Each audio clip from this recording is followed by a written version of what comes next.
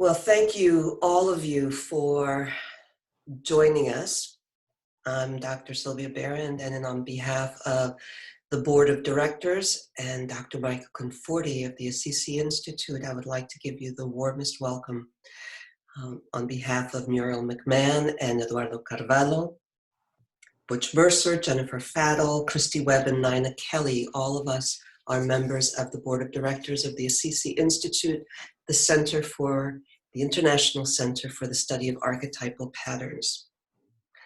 What I'd like to do first is let me welcome our colleagues in Spanish. I'm going to ask Anastasia to please welcome our participants in Russia, and Flora to welcome the participants in Italy. Así que primero que todo quiero darles una gran bienvenida a todos de habla hispano.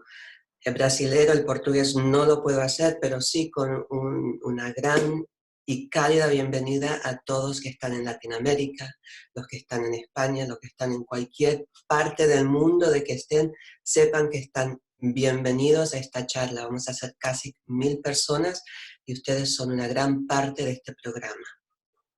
So Anastasia, if you would just please welcome, and I will unmute you. Yeah. Добрый вечер, дорогие друзья. По просьбе доктора Сильвии Бернет я прошу вас всех чувствовать себя комфортно. Добро пожаловать.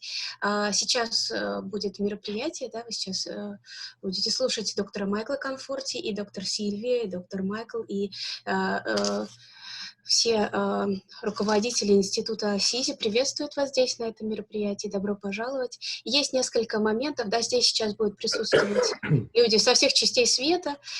Есть несколько моментов, поскольку ожидается более чем около 1000 участников.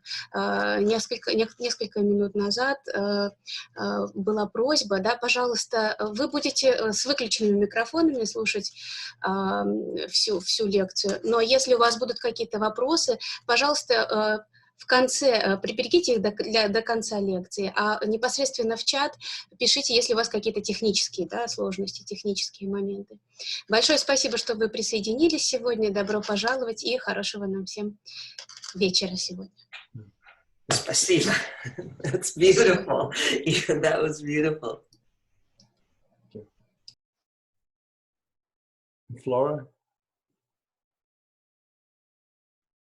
Benvenuti a tutti in Italia, anche se adesso c'è il lockdown e sono dei momenti terribili.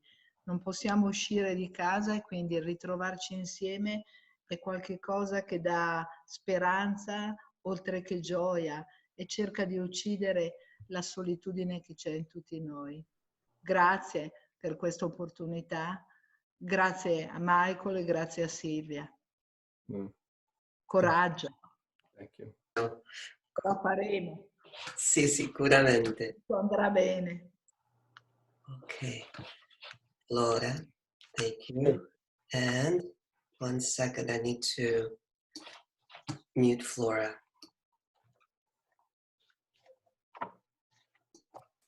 Flora. All right. So before going on to Dr. Conforti's talk, there are 2 things I would like to do. The first is to orient you to what we're going to be doing today, how this is going to run so that everyone is comfortable. As I said, right now we're up to about 500 people and there are going to be 1,000 people. Therefore, it's really important that we know how to navigate this incredible happening, as it were. What we're going to be doing is none of you will be able to speak because I've muted all of you. At the end of Michael's talk, what I'm going to invite you to do, if you have a question or a comment, that you put it on the chat bar, and then I'll be able to unmute you. If we have to change that, it's just a way of making sure that we don't have a lot of people trying to speak at the same time. Those of you who will want to watch this again or perhaps share it with your friends, there are several ways that this is going to be disseminated. First of all, it's going to be on the Assisi webpage. And Butch, would you please be so kind as to put the address of the Assisi web page on the chat bar so that people can access it. It won't be available till after Monday. And for those of you, and I'll say this in Spanish as well, for those of you who speak Spanish, Russian, or Italian, the recording will be translated with subtitles. That won't be available for another week. However, it will be available again also through the webpage. So that's the orientation. And now let me just tell you some things. The fact that there are over 1,000 people registered for this talk says something about the hunger and the thirst that all of us around the world, the tribe of those of us who are so interested and so deeply engaged with the language of psyche, that somehow 1,000 of us have gathered today to hear Dr. Conforti. It's an amazing, as Flora said, we are in amazing times, and there's something that's moving in psyche that we seek to understand. So I have the great honor, truly, and the privilege of introducing to you Dr. Michael Conforti. Some of you know him and some of you do not. And this is the way I'd like to go about introducing him. And he doesn't have any idea that I'm about to say this, just so you know. When I was in graduate school, many years ago, what we learned is that facts are related to data and the truth is related to meaning. So I'm going to do two things this morning. For me, morning, for you, afternoon. First, I'm going to tell you some facts about Dr. Conforti, and then I'm going to tell you the truth about him. Here are the facts. Dr. Conforti is a Jungian analyst, Zurich trained. He's founder and director of the Assisi Institute, the International Center for the Study of Archetypal Patterns. You see how facts are kind of cold. I'm reading all of the accomplishments. This is all outer world data that tells you something about how Dr. Conforti has moved in the outer world. He's the author of 2 books.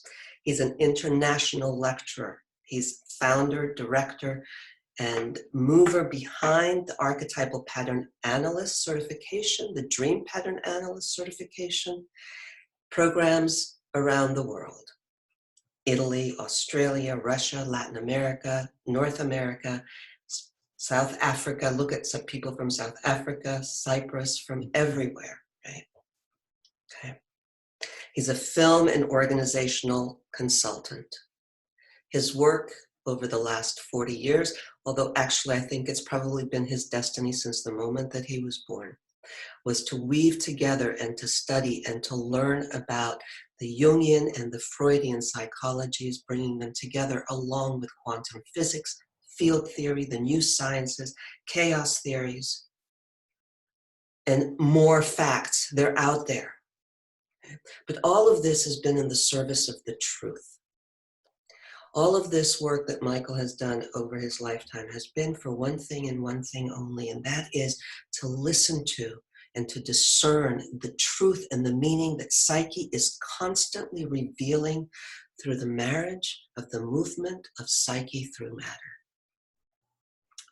And the truth that many of you who know Michael know is that Michael approaches psyche with great wonder, and not only wonder in terms of awe, but wonder in terms of a deep and abiding curiosity to know and to learn and to understand. He approaches psyche with great respect. And also, as all of us who know Michael, Dr. Conforti, is he approaches psyche with a great sense and knowledge of humility. He's looked unflinchingly into the marriage of psyche and matter, into understanding nature's patterns, how to read the objective truth of an archetypal reality that we live. Michael knows the reality of psyche, the purposeful movement of psyche. And what you will hear today from Dr. Michael Conforti is a profound look at the archetypal meaning of the coronavirus, presented by a scholar who is deeply in love with the spirit of the depths, and who offers it to us at this time of great personal and collective need and desire for understanding. So Dr. Michael Conforti. Thank you. Thank you. It's a beautiful introduction. And I want to thank the people that helped make this together. You know, what was it? Hillary Clinton said many years ago, it takes a village to raise a child. I mean, similar to what's going on in the world today, where people are coming together, communities, families. So too in the CC community. Many people have been up for hours doing the slides, the technology with this. Sylvia preparing her presentation, part of this in different languages. Flora, all of you, thank you. Anastasia in Russian. And to me, it's a very touching moment to see that somehow that for many reasons, everybody's brought together from all the different states here, from different countries, Bulgaria. I mean, it's just, it shakes you. It shakes you in a lot of really very meaningful ways. And seeing people I've known 20, 30 years ago coming back, Bill and Rich Anastasia and Susan McClure, people I've known, and my colleagues from Italy, my good friends, family in Italy. So I want to thank all of you. And today, this is a challenging presentation because let's begin where we need to begin with this. The world is being ravaged by something that we don't really know what it is, by something that knows no boundaries. And Flora, who's from Milano, and Massimo, and others that are from northern Italy, you guys are part of the epicenter where this is really hitting. You know, my family is from the south and is not as pervasive. And Flora and I talk sometimes 3-4 times a week, and she'd be keeping me abreast of the horrors of what's going on. And again, I feel terrible for all of you going through it. And now it's hitting New York and other parts of the state. Sylvia, where she is in Washington, it's the epicenter in America, the state of Washington. So, number one, I'm sure we all share a sense of I don't want to say terror, but sadness for this, and we pray that it's going to end soon, and we're going to get through it. And this is not only, I mean, we have health issues, number one. The other part of it that is huge is the financial. And some people will not come out of this okay.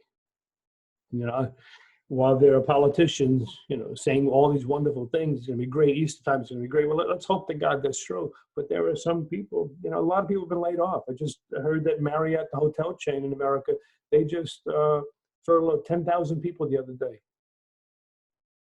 And Christy Webb, she's on the call. She's the director of ethics, and she told me something wonderful. She said what she and her family does down in North Carolina is the restaurants that they love, they're going to buy gift certificates to support the restaurant. I love it. It's a beautiful thought, something I hadn't thought about. And I want to do the same. So I offer that as a preamble because this talk is not about sanitizing, deodorizing, and all the things. I mean, in a good way, all the things we do to protect ourselves. We got to close the doors. We close the windows. We keep the strangers away from us. We barricade as much as we can. We isolate. However, what this talk is about, and there are people that can talk about that in very meaningful ways, people that know the medical parts of this and all the precaution, that's not my specialty. I won't even touch that because you have people that are helping with that. What I want to attempt to address is what may be the symbolic meaning of this. And I'm not going to try to say the symbol of the virus is X and Y. I mean, that's a lot of hypothesis, it could be accurate, could not be accurate. But I think what is accurate is the fact that we are all locking our doors right now as we need to. The idea of locking the door is an archetypal theme. We've seen in fairy tales and myths since the beginning of time. And that's what my talk is oriented around. And the synchronicity, I almost don't believe it. I'm going to be presenting a little bit about the three little piggies today, because it really is. I mean, if this is not about fun, it's a profound story of what we do about that which is knocking on the door threatening. I'm on a call earlier today, and a wolf, I've never seen a wolf so big in my life, walks by the window of my backyard. So there's something really constellated. This thing had to be an 80-pound or 70-pound wolf, as big as the one in the Three Little Piggies story. So let me say a few more things about the outer world situation. one of the things that I think is so terrifying about this virus is that we have no known healthy response to it. I mean, we're in a state where the immunological system cannot really respond adequately and appropriately. I mean, we always have our responses.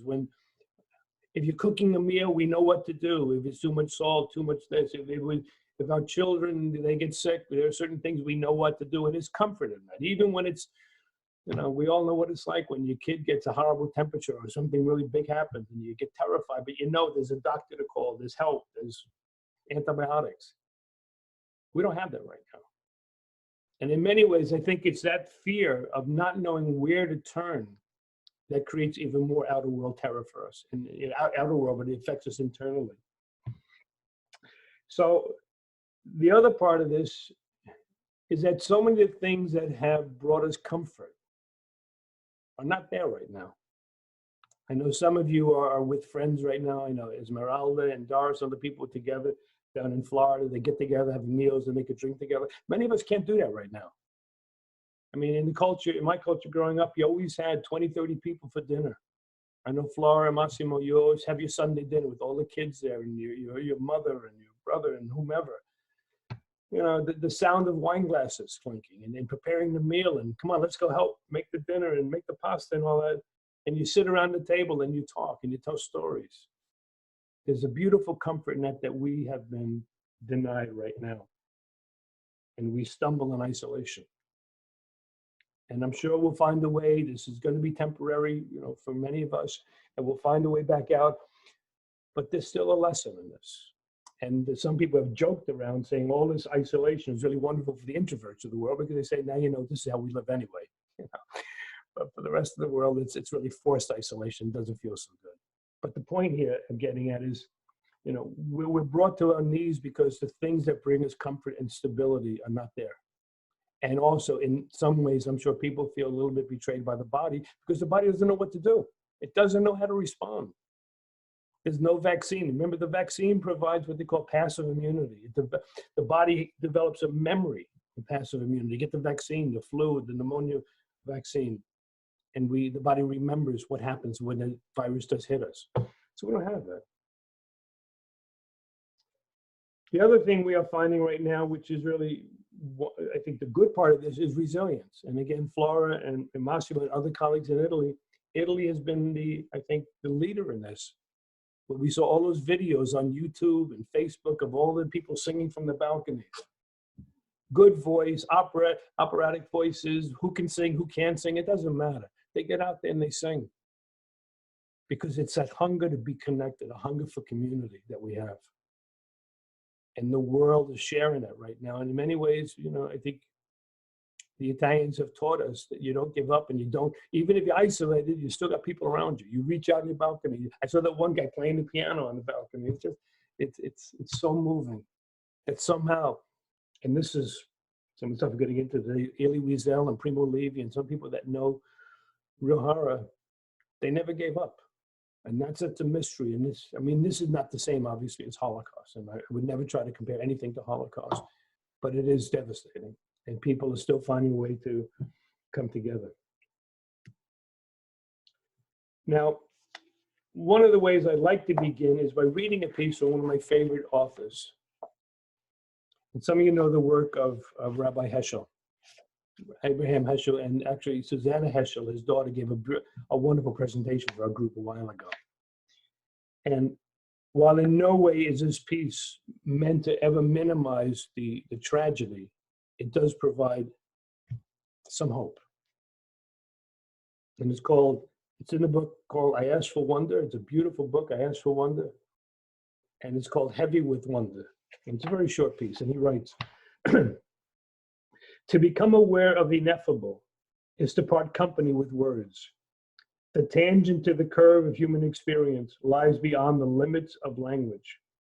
The world of things we perceive is but a veil. Its flutter is music, its ornament science.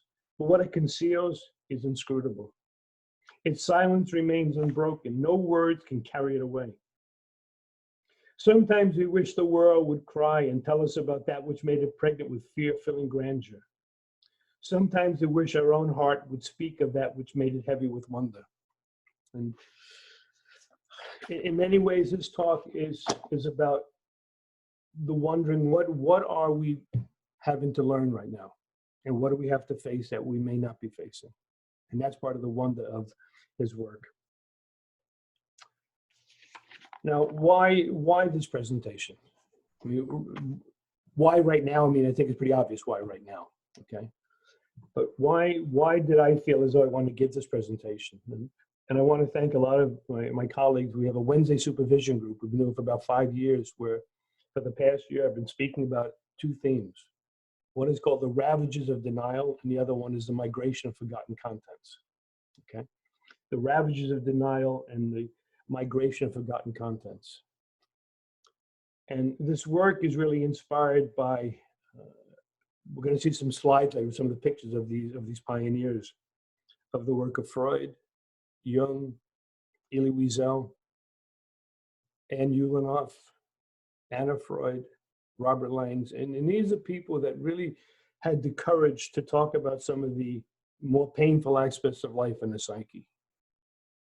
You know,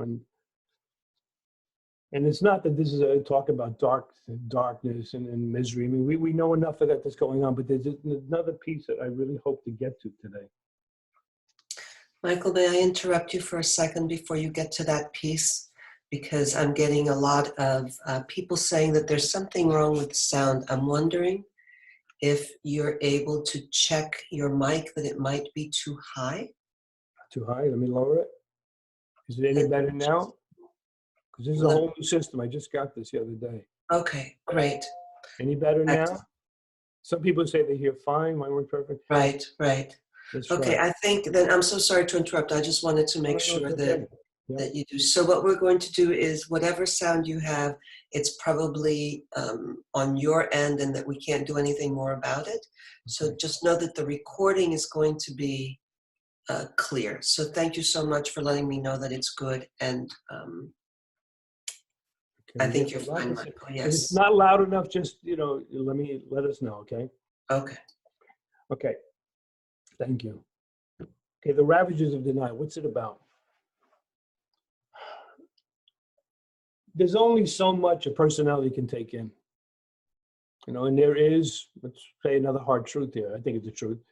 There is a fragility to the human psyche, even though there's resilience, and we thank God for the resilience in life. Thank God that we're able to come out of some rough times and make a life and move forward. When it comes to psychological pieces, just follow the history of psychoanalysis and psychotherapy. Much of the work has been about what happens when these contents are pressed down further and further back into the unconscious. And in many ways, psychoanalysis and psychotherapy really has been a study of the migratory patterns of repressed contents. Now, look, we know that there's creativity and all the wonderful things that can happen, all the new growth, the art. Well, a lot of that art and creativity will be compromised and confined by the degree to which contents in the unconscious are repressed. Because think of it as an energetic system. It's like a thermodynamic system where you got energy pushing down and pushing down, and more energy is recruited to that repression, leaving less energy for the expansion in the personality. Now, let me tell you the big piece for me. I've been practicing for 40 years, right? I've seen so many wonderful people, of course, our own life too, right? My own life and people I love, but as an analyst, people that you respect, people you really care about, right? People that are great hearts and with many resources in the arts and in all different fields, that you see their lives get compromised. You say, why? What is it? What is it you're doing? Why would you have to end up repeating this trauma time and time again in relationships?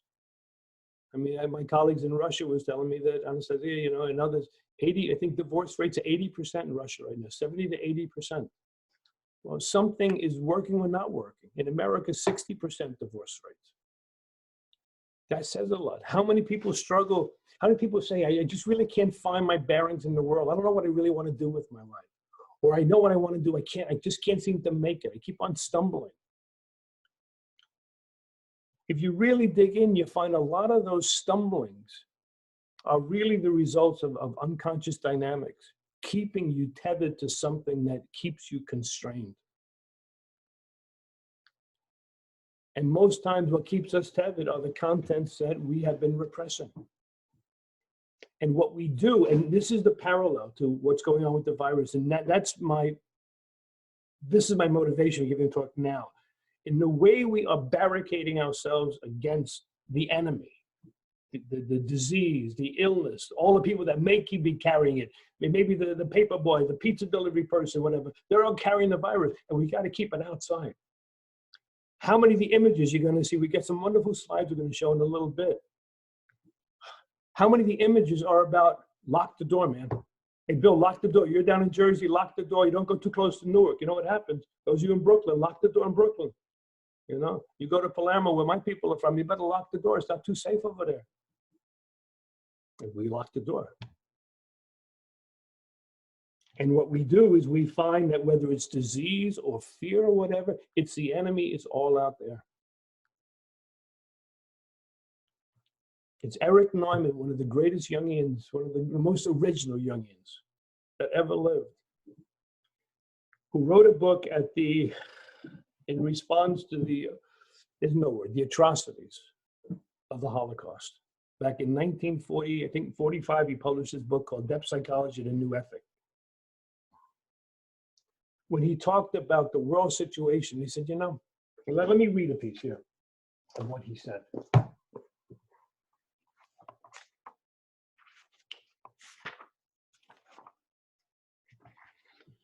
This is on page 19 in the preface, okay, on Depth Psychology and New Ethic. He writes,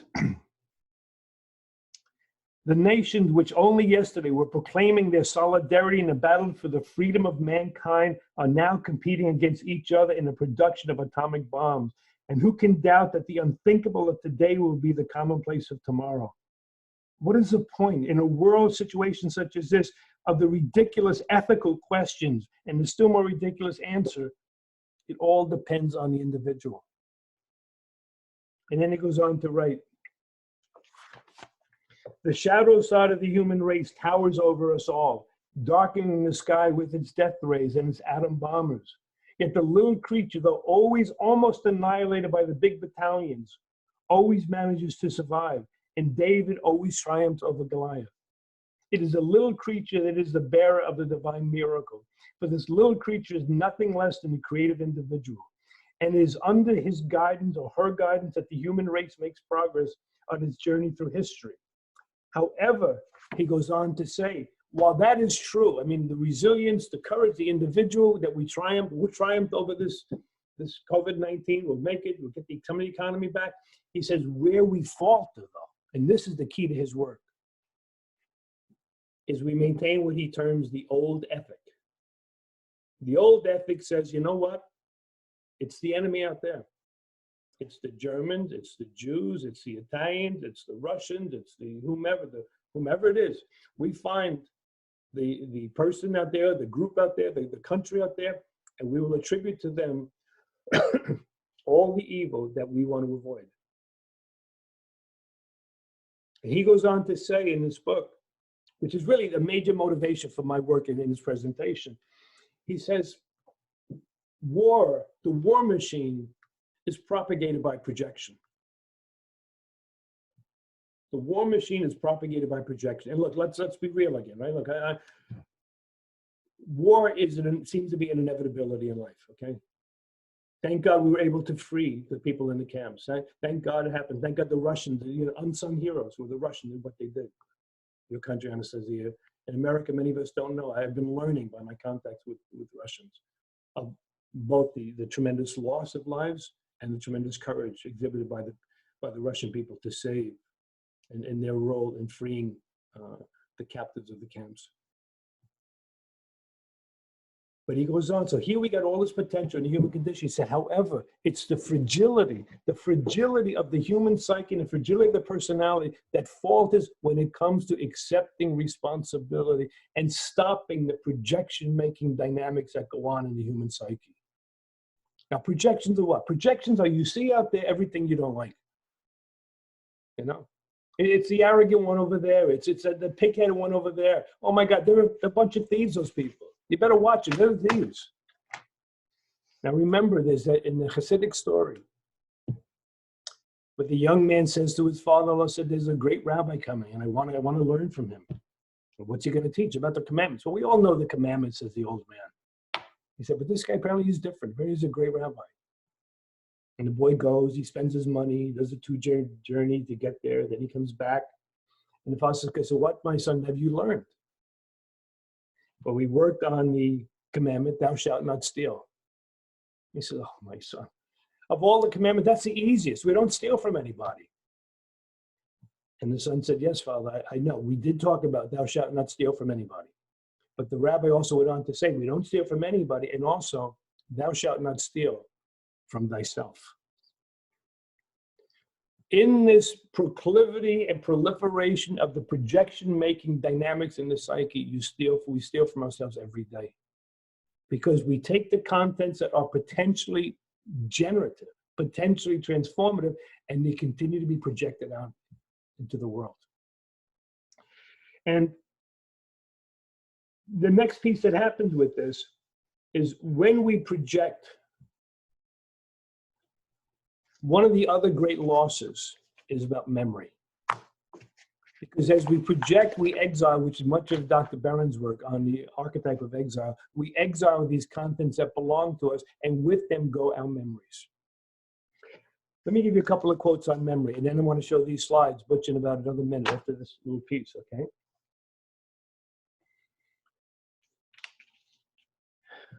Elie Wiesel says that forgetfulness for him is the death not only of memory, but also of imagination.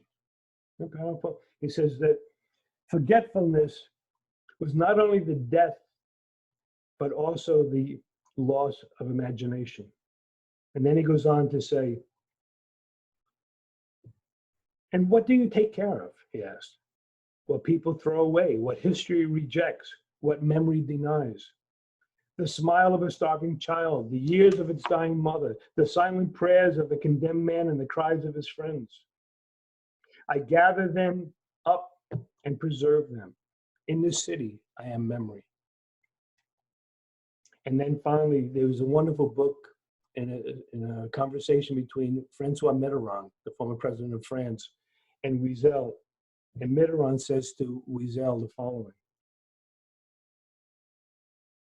Elie Wiesel, you have a burden of memory different from mine because you were uprooted from your birthplace. You lived a life of exile, finding a new home in a new land, exile from your childhood and exile from your memories. But Wiesel said, but I never lost my memories. It's something I would never give up. So now as we begin turning to the images and to the sense of all that we try to exile, we have a series of images that one of our colleagues, Dara put together. And Butch, can we show those right now, please? And I'll give a very brief commentary on them.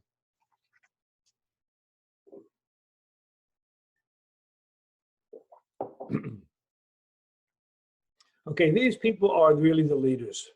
From Robert Lang, some of you know his work, Anna Freud, Eric Neumann, Ann Ulanoff, which was probably one of the best teachers I've ever had in my life, a Jungian analyst down in New York, Anna Freud. And these are all people that had the courage to look at psyche, look at the contents of the unconscious, and the word that you use, Sylvia, unflinchingly.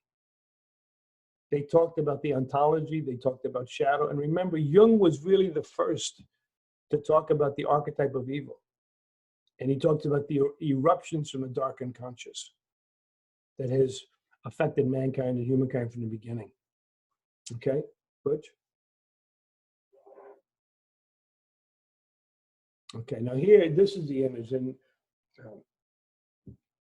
Sarah, one of our graduates, and she's doing some teaching, she came up with this image, which is so powerful, because I said, what I really want to talk about is how we try to lock away, and all the energy we put into locking away the content of the unconscious. And this is a phenomenal image to do it. And this is now going to be repeated throughout, okay? Butch?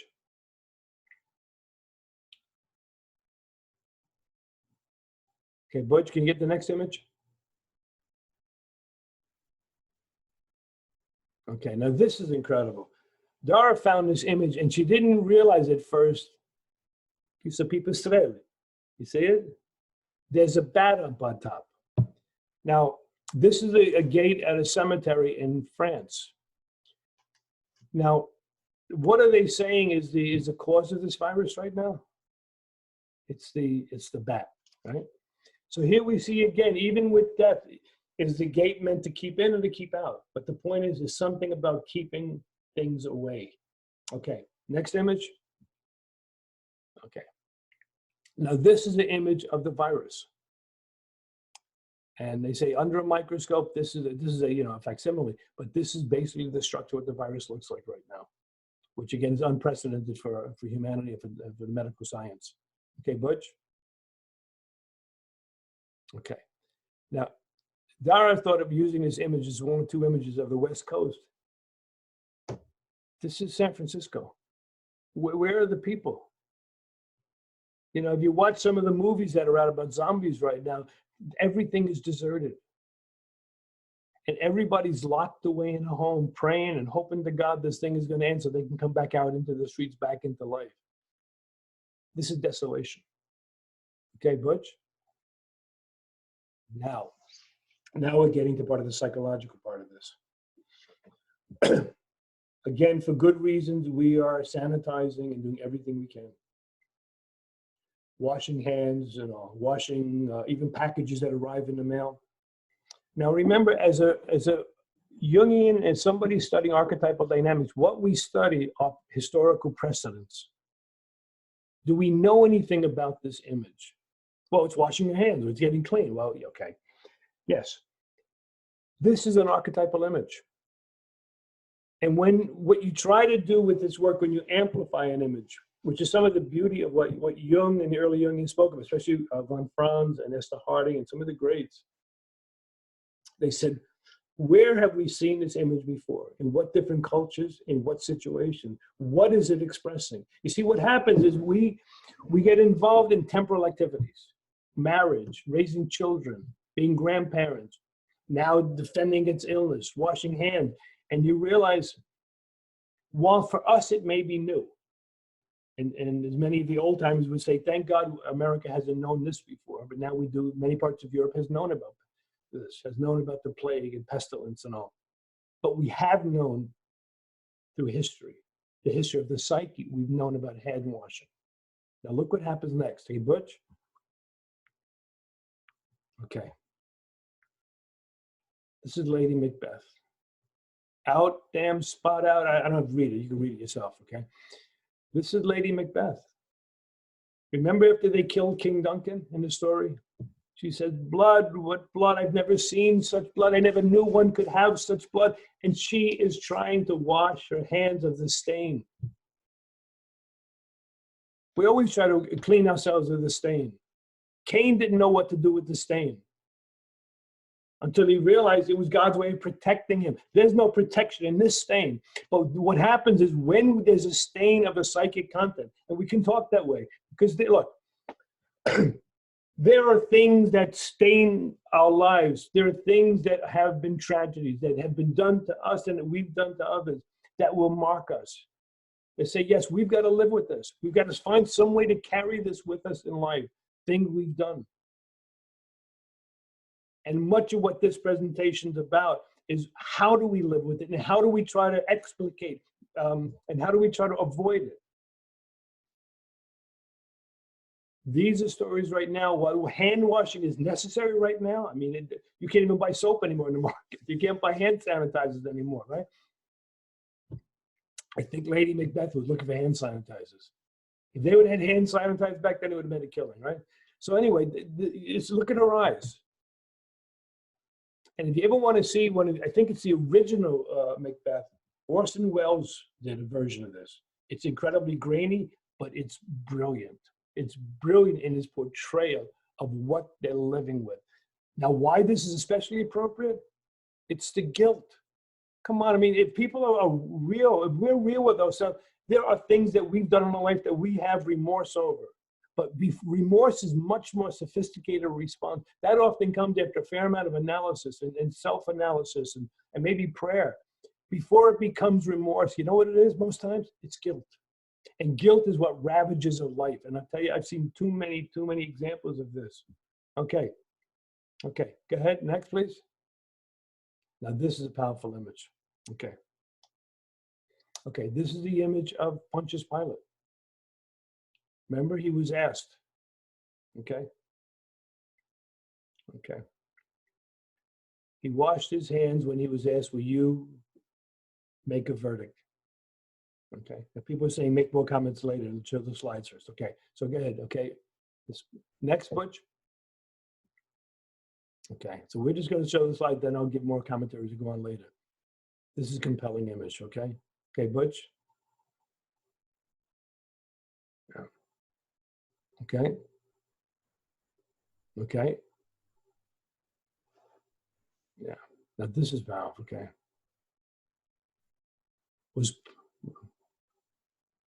Okay. Now comes the next part of this. Okay. Okay, Butch. Now look, this is self-evident. This is something no one wants to really look at. Okay, Butch. We'll just go through these images, then I'll get back to the presentation. Okay. Yeah, we can't see it because the thing's on the side. Okay. Now it's interesting. Let me pause 1 second, Butch, because some people want the commentaries now, some people don't. So, you know, what I'll do is I'll make very light commentaries now, then talk later about it. Because these images are really the, they present what my theme is about. I'm going to be talking about in much more in depth. Okay. Okay. Okay. Next, Butch. Okay. Enough said, right? I mean, this is really what so many people are living with right now. The Grim Reaper knocking on our doors. But remember, just to make this one point, all these images of being locked away and things coming to the door and things we're protecting ourselves from are symbolic of what we do with these unconscious contents. That's the point of this presentation. Of all the contents that we leave out the door, a la Eric Neumann and the old ethic, it's the enemy out there. Keep it the hell away from my life. It doesn't work, though. It doesn't work. Okay? Okay, Butch? Now, we're going to talk about this story a little bit later.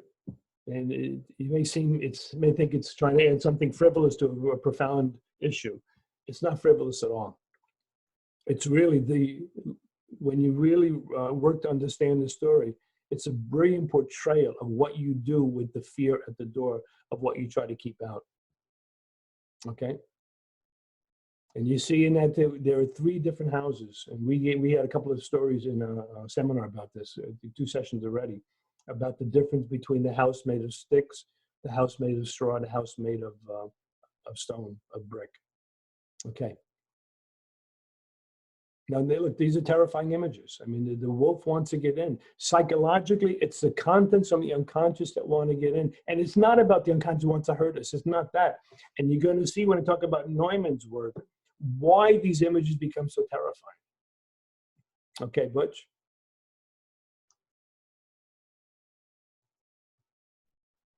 I mean, these are rough images. I mean, these are nightmares. Okay? And we can make these slides available, Butch and Darren's people, because some people are saying, could you show them a little more slowly? Okay.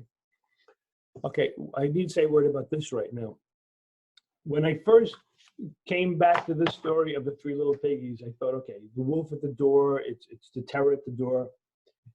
And when I read it over, I realized they wanted to kill the thing at the end, right? They wanted to kill the wolf. I said, I can't use the story.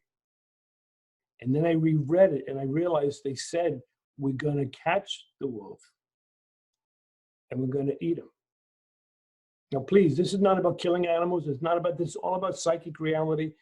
And I'm not even going to talk right now about the symbolism of the wolf. I mean, one of our faculty, Katrina Messenger, did a wonderful job on the wolf symbolism. It's about contents and what we do with them.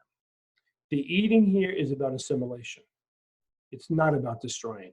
And that was my fear when I first said I can't use the story because they're trying to just kill off that which they're afraid of. That's the old ethic that Neumann's talking about. Okay, next, Butch.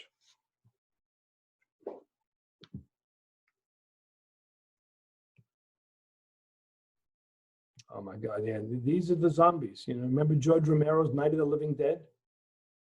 Yeah. And this is, I mean, look, I hope the point's coming clear. What these images represent are what happens when we are terrified and we try to protect ourselves from the contents from the unconscious that are trying to come in. And this is not trying to say all the contents are destructive. Even some of the most creative things that come in to make a change in your life, they could be terrifying because they're asking for you to change your orientation. Someone just wrote the cauldron of transformation. That's exactly the point. It's perfect. I mean, take when we get older. I mean, you know, the psyche's hitting the door really hard for me, saying, you got to change your orientation towards life. Like, you know, you're looking at 70 years old and you kind of go kicking and screaming into the older years. So it's something very creative coming in, but it still threatens the identity we've had. And again, Neumann makes a brilliant point to articulate why they become frightening and terrifying images. Okay, Butch? Now, you all remember this, right? Jack Nicholson from The Shining. A great image. Morgan's liked at the border, yeah. And right, isn't it incredible in the world today with so much about walls and borders and people being exiled, and people trying to come into different countries and being pushed away? I mean, this is a huge archetypal issue in the world. And it's capturing, again, it's capturing the inner situation for humanity. Okay?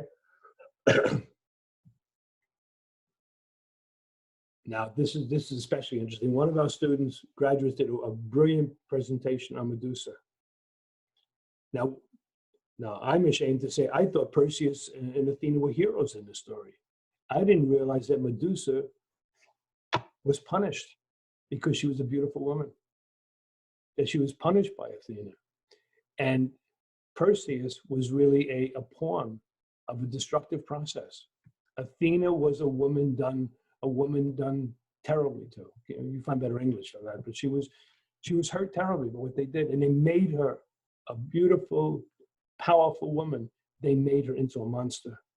They made her appear as a monster, made people believe she was a monster. Okay? Butch?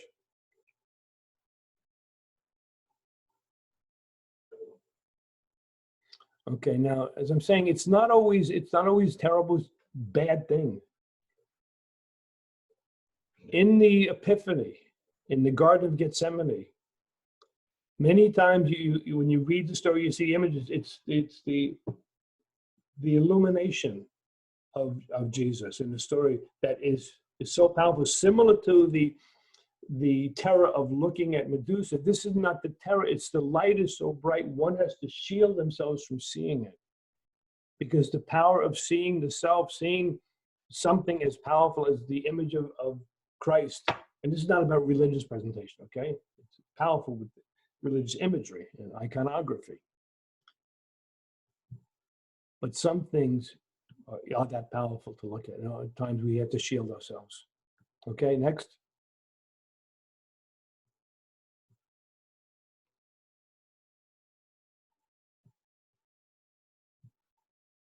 Okay, now this is the movie we're going to talk about, Bird Box. I'll just say one thing right now. There was a brilliant theme in this movie, and we spent a number of weeks in our seminar talking about it.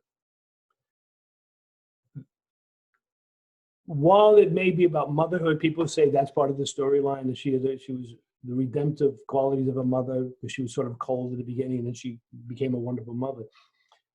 Part of the story is, like, for our times, especially for our times, there are things you can't look at. And do you realize psychologically how much we go into the world like this and all the things we don't look at? And we're going to see images towards the end of when she found a sanctuary. And what's interesting is in the sanctuary, they were all blind. They were blind. There were a handful of people that could see, but they were blind. And it's the wisdom of inner sight that was redemptive in the story.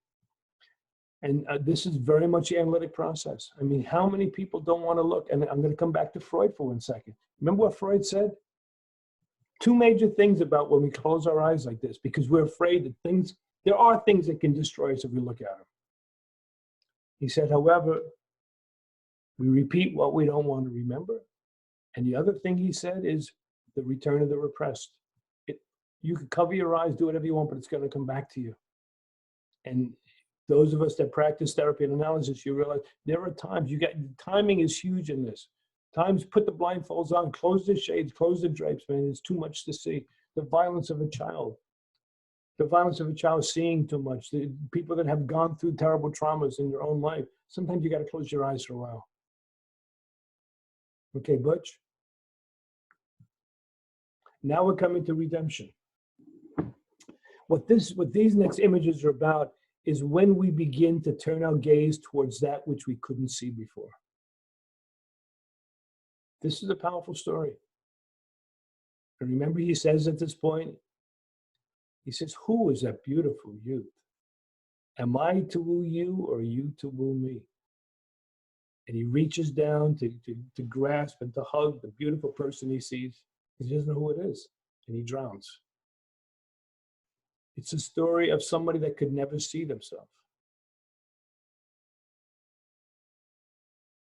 And the tragedy of that. His life in many ways was tragic. And you go to the birth. He was conceived in violence. His mother was raped. And it was Jung that said neurosis begins in the womb. To use our language, the field begins at the time of conception. And, so was this redemption him at the end? It was the beginning. There was an attempt for the first time of seeing something he'd never seen, never knew he was a beautiful person. But he couldn't take it to the next level.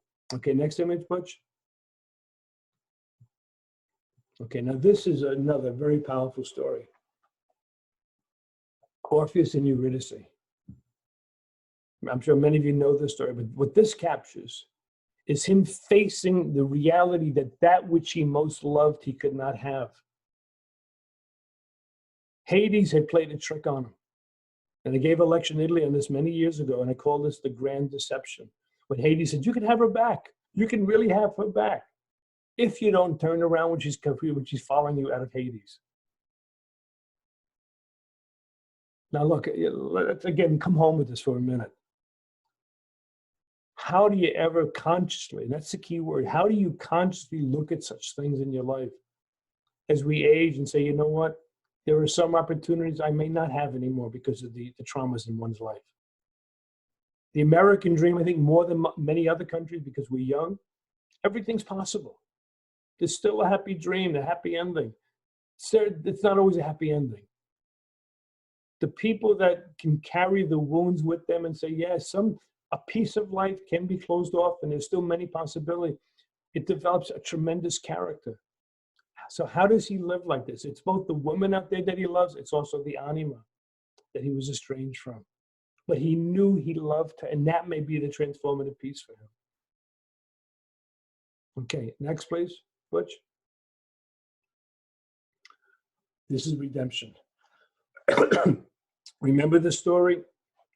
Jason and the Argonauts, when the sirens were calling, and they were promising any and every satisfying desire they ever had. They would satisfy everything. The mariners, they felt they could not deal with this, so they put the beeswax in the ear. So they wouldn't hear the sounds of the sirens calling and beckoning. A colleague reminded me of this 10 years ago. He said, Mike, but do you realize what happened to Odysseus? I said, no. They said, they tied him to the mast with no beeswax. He had to listen to the call of the sirens. In the same way, Orpheus had to look.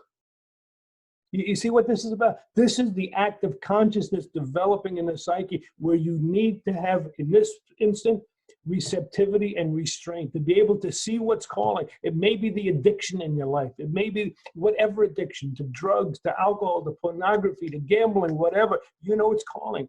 It may be the addiction to getting you back into something that could eat you alive. To begin to understand what is symbolically calling you. Reflection brings discernment. Discernment brings the opportunity for transformation. And this is a perfect image to capture it. So Dara, thank you for this image so much. And, you know, look, the sirens also often represent the complexes. The complexes, those unconscious contents that are calling us and offering us what looks like gold. If only you come back and you get back into the gambling, you get back into whatever the addiction is. You find yourself enthralled again by that relationship. Oh my God, this is it. This is incredible. Only to find yourself going back down the same tunnel you've been before. You know what? I had the good fortune to have a mentor for 30 years of my life. And I'll tell you, he saved my hide. I'll tell you right now, I'm not ashamed to say he saved my hide by helping to identify some of the sirens in my life, helping to help me find the way to the mast. And again, the image, restraint and receptivity. Okay, next, Butch, please. This is something many people are terrified of, if you really think about it. If you get 80% divorce rates, 60% divorce rates, this is what you don't want to have. Because this kind of love brings you to your knees to realize the vulnerability that comes if you care that deeply about anybody and let anybody see you that deeply, and you go to your bed at night and you know you're safe. We're terrified of this. Well, of course, we all want it. Of course, we want it, but you're terrified. If we weren't, we would have a different approach to relationships. Okay, next, Butch.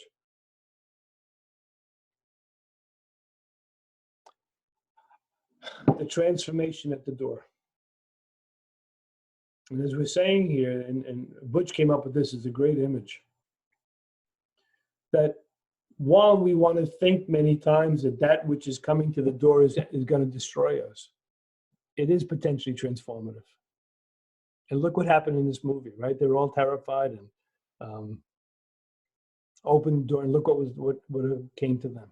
And Jung talked about flying saucers, you know, and he said the flying saucers, he said, I don't know if they're real. I'm not concerned if they're real or not. He said, I'm concerned that humanity has images of flying saucers from the beginning of time, representing contents with something from another domain in the psyche.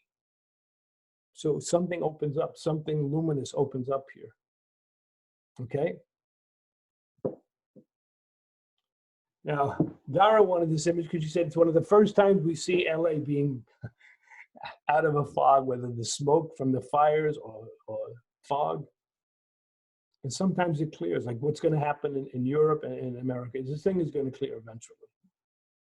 And as long as we can take away the central message to this about what's been knocking on the door.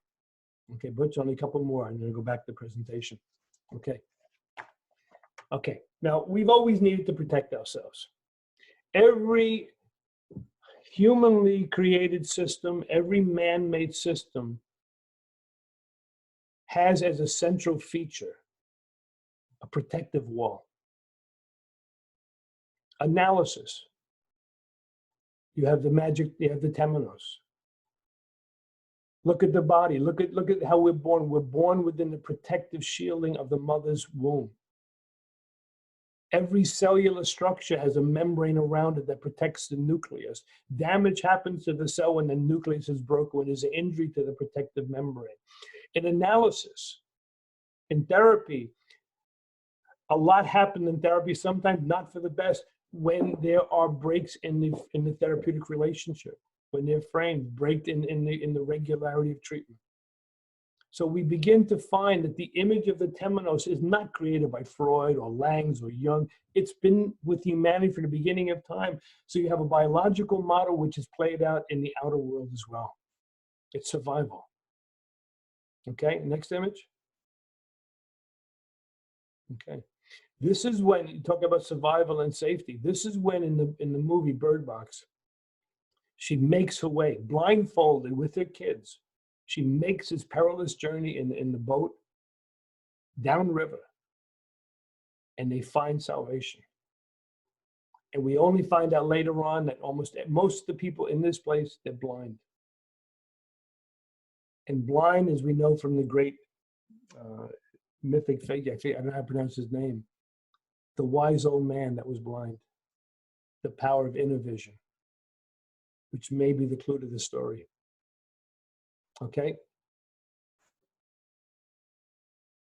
Now, this is an image of the cell, this is fertilization. Now, what's remarkable about this is the egg will open up for maybe a millisecond and then close down. It opens for that millisecond, like the gate opens, right? To allow the sperm to enter. And then it closes back up to preserve the sanctity of the life that's being done inside of it. So again, it's showing the power of containment. Okay, Butch? Some of you know about Kinsakori. Kinsakori has to do with beauty in broken places. And what it's about is, if you see the gold marks right there, that's where the bowl was broken. I have one in my house somebody gave as a gift to me. It's when a piece of pottery breaks. This is done in ancient Japan. It's a story. We'll get into the story some other time, not today.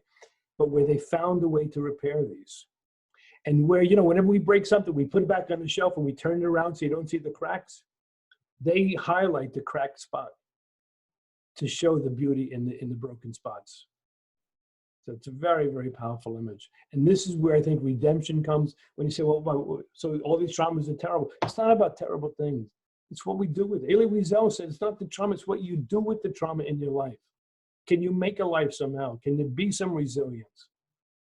Okay? The cracks where the light is beautiful. It is. There's another image right here of the bowl. It's a great comment. The cracks are where the light gets in. Perfect.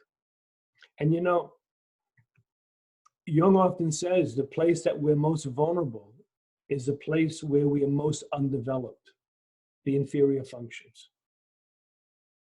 Okay? And because that's not protected. Say you're a really good thinker. Well, the psyche is not going to come in through thinking because that's well developed and you know that world. It may come in through the feeling side, like the physicist Wolfgang Pauli. He was a raging intellect. Psyche came into him by virtue of the feeling function, through his relationship with different women he was involved in. That's where psyche came into his life, but he didn't know how to handle it too well. Okay, next image. We're just about at the end of the images. Okay, we're gonna get, this is, okay, another image of a container.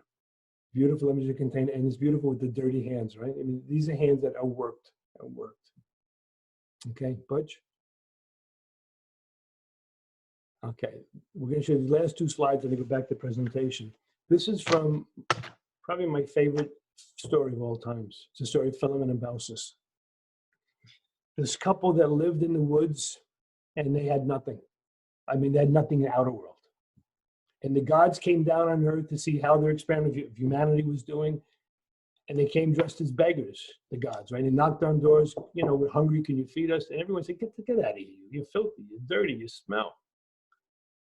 And the gods grew weary of, they really lost hope that humanity was good. And they came to this couple. And the couple took them, of course, come in, share. We have some stone soup today. Come into the house. Everything we have, we'll share with you. Well, after a day or two, they said, we're the gods. You know, that's wonderful. They said, we want to give you. You want a bigger house? No. You want more animals? No. What do you want? So we only want one thing. We pray for one thing, that we're never separated, even in death. And the gods granted their wish. So whenever you see two trees wrapped around each other or vines wrapped around each other, it's the image of Philemon and Baucis. That somehow something prevails in the human spirit. And I've just always been so moved by this story. Okay, so I think that's our last image we use for right now. And it's another picture of this. Thank you, Butch, very much. Thank you. Now, the next piece I want to get to is, what has humanity done with these troublesome internal contents? Okay, we know now enough images of barricading the door, locking the door. We know enough about Eric Neumann stuff of the old ethic. We project it out. So let's look for a minute at what humanity has done. We've always sought some kind of relief to expiate guilt and to find some relief. And since the beginning of time, we've done it. And we have four major pieces that we've used. One is we've had scapegoating. Remember scapegoating? Where you literally get the goat and you tie the sins onto the goat and tie it around the tail, and then you chase the goat out. And people felt it's a way to really rid the community of the evils, to rid the individual of it. The next one we had was something called the sin eaters. Some of you may not know that term. The sin eater was a person in a tribe who was responsible for absorbing the transgressions of the community. And interestingly enough, the sin eater always had to live on the outskirts of the village because their stain was too much for the community to absorb. So you go to them and say, I stole, I had an affair, I did something terrible, and the sin eater would, take it in, and they would then carry the stain for the other person. Mark that piece right there. The sin eater would carry the stain to the individual, and the individual then would go back and say, my God, I feel so free, I feel so much better. Like a great bath or a cleansing.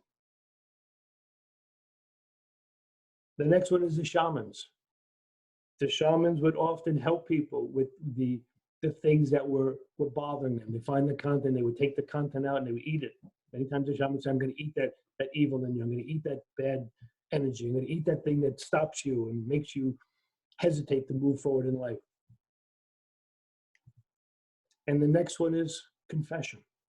And confession in many ways is part of the evolution of the sin eater. So in all ways, what we see in these different dynamics are individuals and humanity trying to come to grips with those contents that was inside of them, but was so difficult to find a home because they were riddled with either guilt or remorse or sadness or whatever. I got to get it out, like a bad meal. While I think it may have been some implicit, tremendous implicit value in these different approaches, it hasn't taken with humanity. So the question you got to ask is, have we co-opted these, what may be deeply spiritual, curative pieces, and have we co-opted them into the defensive structure of the human condition and thus lost the inherent meaning? That's a question, okay? Okay. Now let me read a piece about confession. It's part of the historical and theological roots of confession.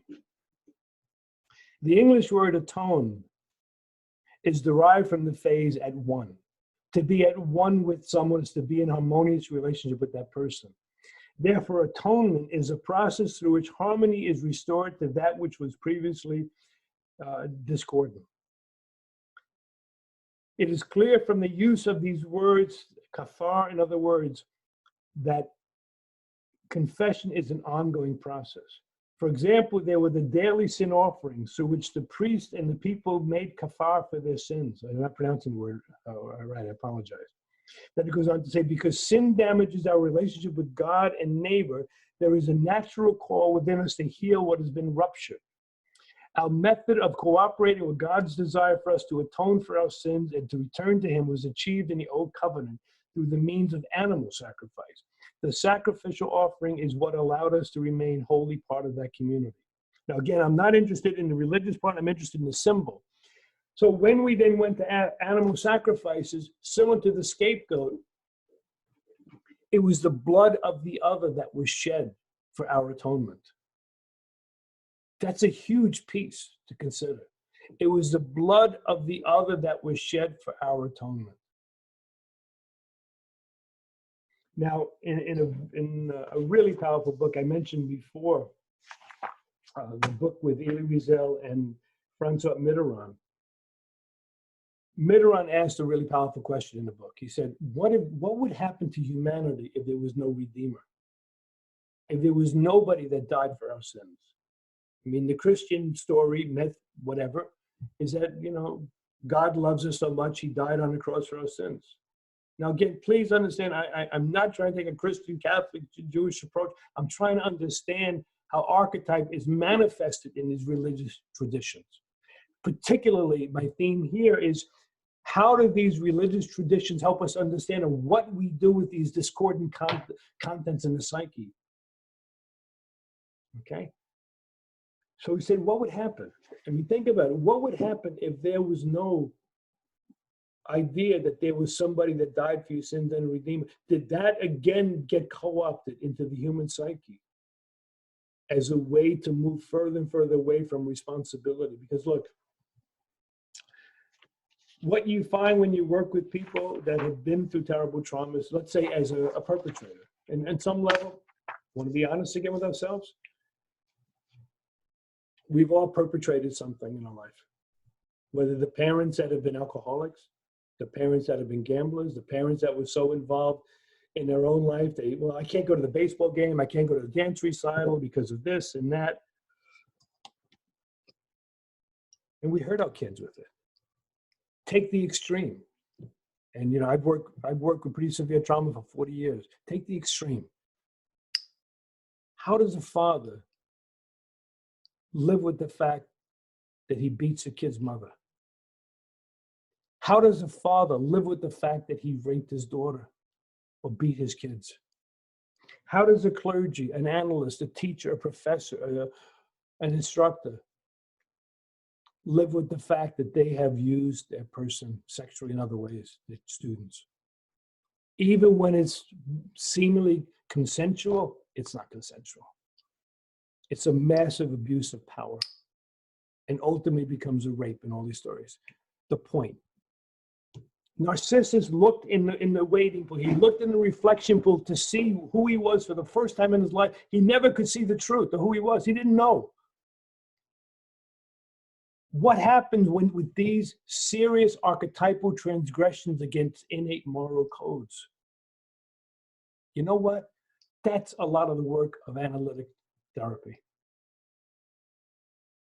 It paves the way to allow for the release of the creative in the life.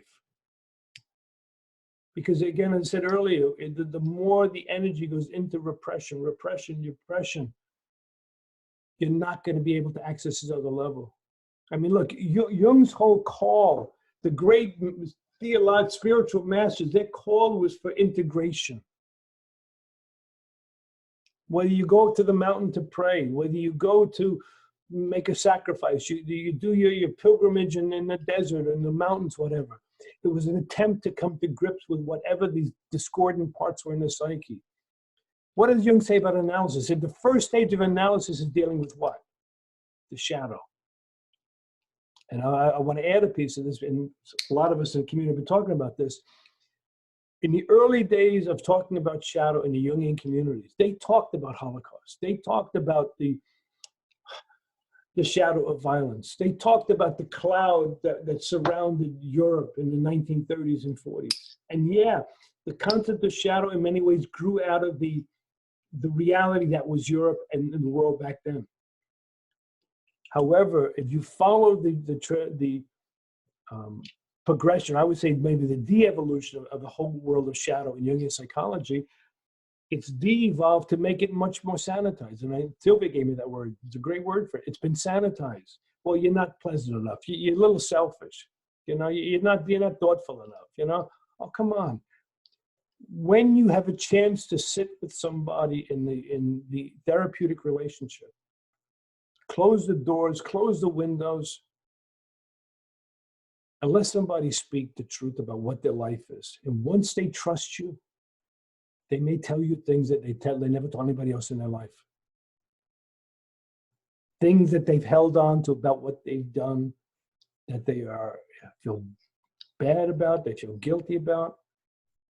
And you know what? Something as I was writing at my lecture, I realized that while there are so many wonderful virtues in the spiritual tradition, like confession, we don't seem to be able to access it, and nor does it seem to last for many people. Therapy, and I'm not trying to idealize, I don't idealize too much.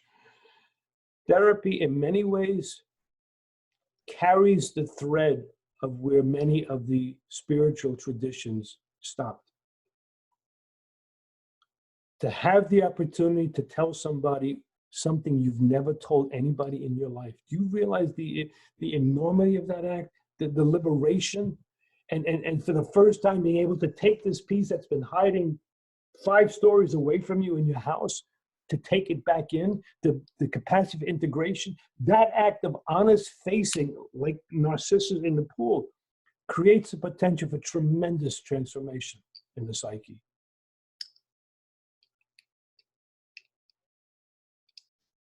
Very difficult stuff. So this is one of the pieces. What happened? What happens if we did the piece? You mean you should start in a few seconds? That's okay. I'm going to stop sharing. Hold on 1 second. David Arnold, please. Let's see. Hold on. Got it. Okay, good. Thank you. Thank you. If that happens again, don't worry. I'll just take care of it. Okay, I have to, I'm running out of time, so let me move to a conclusion here, okay? Okay. We can continue another time if you like, okay? So what happens to the migration, and Muriel gave me a great word added to this. I've had the migration of forgotten, to the migration and the mutation of forgotten contents. What happens to them? Okay, let's go back to the elders, Freud and Jung, right? Freud, we repeat what we don't want to remember. Right? Jung says what we do not face consciously comes back to us as fate. And you begin, and then when Freud added the return of the repressed, these contents that we continually try to get away from, it's like a boomerang effect. Okay? Now here's the other piece, and this will be close to my closing here. Why do these contents at the door, the wolves at the door, all these horrible images, zombies, vampires, why is it so terrifying? Neumann gave a brilliant, brilliant interpretation of it. He said there's suppression and there's repression. Suppression means I'm not going to drink anymore, I'm not going to do that anymore, I'm not going to gamble. So the content, the thing is, it's conscious. I'm always thinking about it. You got the ring, right? Don't they give you like coins and all that? You got the coin. You hold on to that coin. I'm not going to drink anymore. Repression is the obliteration of the content. And he goes on to say, through the dynamics and processes of repression, that thing is pushed down so far and far and far. When it begins to surface, you don't recognize what it is because it's taken on monstrous proportions through the pressures of repression. And it makes perfect sense that all these horrible images at the gate, at the door, look so terrifying and are terrifying because they represent that which is exiled. Forget exiled to another country. So they're exiled to another domain, a spaceship, to another world. So when they come back, you don't know what the heck these things are anymore.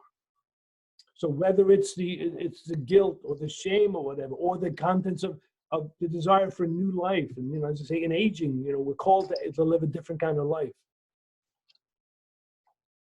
We don't recognize it.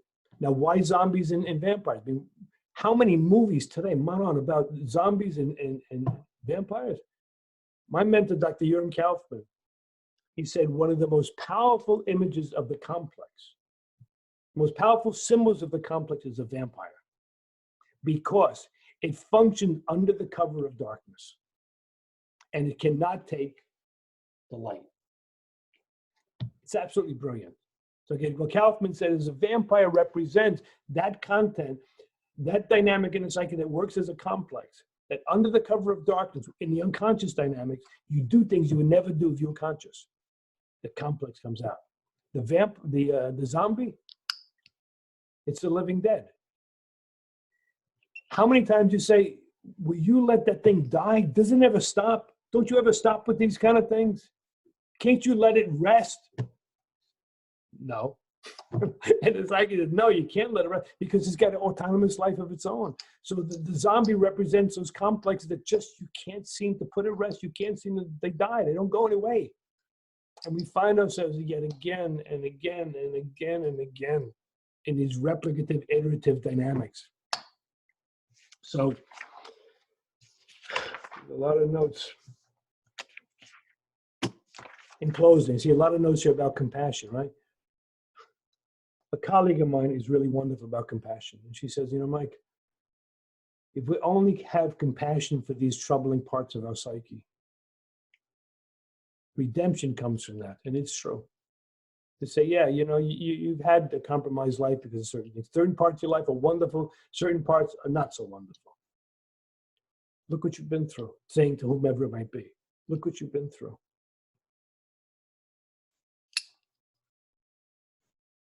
And there are moments of grace. And if grace is something we can access, maybe it allows us to look in the mirror in a way that will allow us to finally see the truth with compassion. So yeah, this is where I am, and yeah, it makes sense. And I remember an image. I went onto the coast once in North Carolina. I took a vacation, and I saw these trees that were all bent over at a right angle. And I was fascinated by that. You know, I'm always taking my images. And I said, God, I wonder why standing right at the coast, right, like sentinels at the gate. I said, I wonder why it's right angles here. And I realized, oh my God, they weren't made to be right angles. They became that way as a result of the ongoing waves and the winds and the waves that would hit them every day. They captured, the design captured their environment. That design captured the pattern of their experience. They were bent over because that's what nature did to them in that environment. There's beauty in the broken places. Maybe it doesn't, the liquids don't flow as well because it's bent, got to go around in different angles, whatever. They still thrive, they're still beautiful. And it's the same with the psyche, that, you know, no matter what we go through, no matter what these traumas are, number one, if they're not faced, they're going to remain as terrifying things at the door. And you know what? We're going to be caught in, like the Sisyphus story, pushing it up and coming down, pushing it up and coming down, and we shackle to a Sisyphus-like experience if we don't face this stuff. And this is not like a great party, have a little sip of white wine, or how's it feel?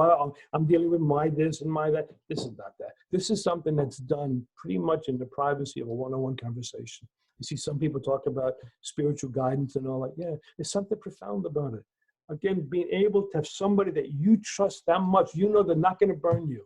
Now you hear the real Brooklyn coming out, right? You're not going to get burnt by this. That this person you trust that much to say, look, I got to tell you about something in my life that I never told anybody. And I'll leave you with one piece about grace, right? When my boy was about 8 years old, he was going to receive his first communion. 8 or 9, I think it was 8 or 9. And my father happened, I think he's on the call, my father. My father's gone 104 years old, by the way. And my father was visiting and said, yeah, my Christopher's going to confession today. I'm going to go too. He said, you're going, where are you going? I'm going to go to confession. He said, you're going to confession. How long has it been? I said, 30 years. He said, you better have a lot of money with you. You better pay that priest a lot of money if you have him in it for 30 years. So, okay, I'll pack my pocket up with a lot of $10 bills. Now, I didn't know that the tradition of confession had changed. Where when I grew up in the Catholic Church, you go in a little confessional, the dark booth, right? And they open the thing, the little gates. Well, now you sit face to face. And they see you. Now, I knew the priest because I was on committees with him. Anyway, as a kid, you say something, you say a sin to a priest, then they beat the hell out of you. So I go in, and this is my closing piece. I go in, and I think, I'm going to see him. Somebody I know. I said, maybe I'll disguise my voice. That's not going to work. So I go in, and I sit next to him and say, hi, Mike, how are you? So you think I'm Mike? I'm not Mike. Okay, I'm Michael. And Mike, what is he? He said, well, Father, it's been 30 years since my last confession. I kind of like barricading the door from the wolves coming at me. You know what he said? And I'll never forget for as long as I live. How wonderful you're back. I said, that's what you say to me? You're not going to beat me up or nothing? You're not going to yell at me? You condemn me to hell for 30 years? I don't have to pay you $100 for this? How wonderful you're back. That's the note I'll end this on. And that's what makes those demons at the door very different. When we realize they can come in. And that some things will hurt us, but the other things they're not going to do, they're not going to kill us. But you need somebody to help you with it. So look, to all my colleagues and friends that have made this happen. Butch, I know you've been up for hours and 5 this morning, and Dara for hours, and Sylvia, I know you put a lot of time in the wonderful introduction. I want to thank all of you, and Flora, who's given to me so much over the years. We're really family now. Flora Nava from Italy, and again to all of you that are suffering and struggling, and prayers and everything goes out to all of you. And let's hope this thing comes to an end. I want to visit you. I'm supposed to come visit you in June. I can't right now because of this. So look, thank you everybody, and we're open. We have time for a few questions, I think, don't we? Actually, let me just say a couple of things, okay? And one is, Michael, you had asked me to basically introduce you, and I think prophetically I said that what you were going to provide for us is a truly soulful and deep and unflinching look at psyche. And so I'm going to take the opportunity to speak for the rest of the community, because I've been following the chats, and say to you with great gratitude for what you have presented. I know that everyone is sending thanks and everything, but I want to also give voice to the engagement of the community, to all of you who have sat and listened and written, even though we can't look at everything and Michael couldn't comment, is that the community has been with you, Michael, and following you and speaking for them. And so I want to, on their behalf, on our behalf, right, those of all of us in this tribe, in this community, those who are able to be here today and those who are going to be listening to this in a recording, how we are all a part, and we're tremendously grateful for you taking this on and being a leader. And one of the things that I did not say that I had meant to say is, you are a thought leader, Michael, and that is taking us into the future in ways we need to be led. Thank you. Because however we need to be looking at what you're presenting. And so we're just at time. I'm going to wonder if we do have any time for comments, because it's right at time. And there's also been requests for doing more. And to that I said, we don't know what or how, but we will be following up with this for those who are interested. Okay, thank you. Yeah, I would love to do more. I thought about inviting some of our Italian colleagues to the presentation. Maybe have them be part of a panel we could do too at some point. Yeah, exactly. So perhaps it's best to just end with the lecture. I don't know if you would like to hear some other comments. I'm certainly happy to make that happen. Yeah, I think maybe we got a few minutes. I think we only have an hour and a half on the tape thing. So. Right. But no, I'm open. Okay. Do you want to? Go ahead. Yeah. Well, there are lots of comments on the sidebar. So let's do a couple of minutes. If anyone has something that they would like to say, Butch, there's a way that people can raise their hands.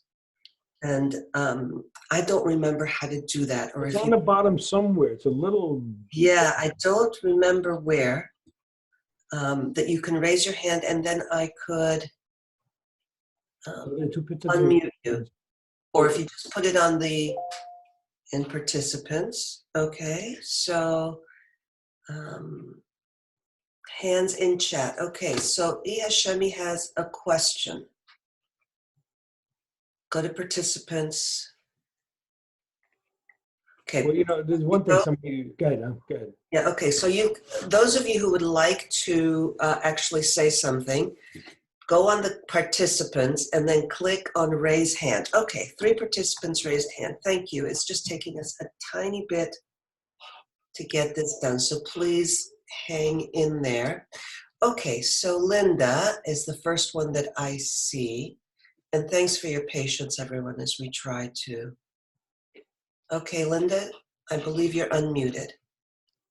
Okay, thank you. Also, if you're on a desktop, you go to participants, and if it doesn't say raise hands, you click on Alt and Y, and that will raise your hand for you. Okay. My question, Michael, thank you so much for this wonderful talk. Can you tie together now maybe I missed something important, and for which I apologize greatly if that's so. But can you tie together now what we're being asked to do in terms of distancing ourselves and staying in order to help keep our medical services and our hospitals from being overwhelmed, and the whole idea of needing to work on our own unconscious rather than projecting it out onto the scapegoats and other Well, a couple of comments. One is I read the thing about spring break, and people that maybe not American maybe don't know what it is. Spring break is a time when all the college students go down to Florida. Like they take 1 week to go play. I mean, drink and play and all that stuff. And many of the students say, I'm going down, I don't care if I get sick. Now, it's partly, I think, a response to your question, Linda, because it's a severely narcissistic response. I don't care if I get sick. Well, what about if you pass it on to other people? So there's a moral piece that comes with this. I mean, there are a lot of things we all want to do. Hold on, I'll take care of it. Okay. So anyway, Linda, that's number one in terms of a moral response to this, and it's more than just us in the thing. The other one is, I do think, and this was the theme, I see some people ask the question, how do I really connect this to the virus? It's the issue of knowing what we can protect against, but not globalizing the issue of extensive protection against internal contents as well. I think that's the lesson I take from this, okay? And someone said, how do you really connect it? That, for me, that's the stitching that holds us together. And I'm not trying to just co-op the co-op 19 thing. Like, I feel horrible again, my family and friends over there suffering, especially, we all got it now. But I'm seeing where it does get co-opted is if it serves to reinforce all the ways we keep the stuff out there, we're going to get hurt. So, I think it stretches us, because look, what did the alchemists say? The alchemists said, what's above, so below, and what's internal, and all of that. The ancients knew about what they call the unus mundus, the one world, okay? We live in one world on some level. And to realize, yes, this is a world where we need to protect ourselves and sanitize and all that stuff. The same dynamics don't work in the psyche. And that's where, if you read the work of some of the people that have been doing this for many years, look, I hate to say, including Freud. Freud did some great stuff. His work on memory is brilliant. Memory and forgetting, repeating, remembering, forgetting, was brilliant. But the need to bring it home. And then when Neumann gives us a thing about why these images look so terrifying, is because we sanitize and push it away. So I think I take that as a great lesson as for me personally and for my practice and for students. That's what I'm really learning from this and what I'm taking away. The other piece is, with the time being home like this and whatever, I think we do have a chance to prioritize more. We're not out there going to shows or concerts or whatever, and ask, okay, what is important? Like one of my rituals, some of you guys know, I have a 100-year-old wood cook stove, like in the old cowboy movies. I get that going every day, and I cook a pizza in 2-3 minutes. It's nuts. I make soups and breads, but it's healing. The point is healing. I go out into the woods and I get my kindling wood every day, whatever. It's healing, and it's what's important somehow. It's an important ritual of life that sustains me, that I'm doing more because I'm home all the time. I'm not going nowhere. Save a lot of gas money too in my car. But the rituals, you realize these are things that sustain something that nurtures my soul. I've loved these wood stoves for 30 years. It's even more important now than ever. Michael, will you take a couple more questions? Mm-hmm. Okay, so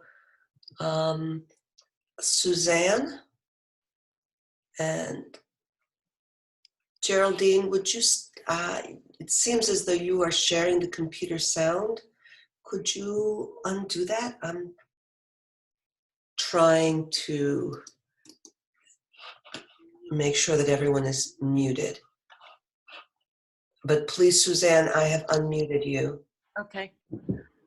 Thank you very much. This has been really wonderful. I'm resonating very much with what you're saying. I'm actually an Episcopal priest, and the whole notion of confession and finding ways to come back to that as a way of unblocking ourselves and returning to a sense of wholeness resonates with me a lot. I'm wondering, I know you were talking about therapy operating in a similar fashion. I'm wondering, for those of us who either don't have a spiritual community or a therapeutic relationship, what you might suggest as a way of unburdening.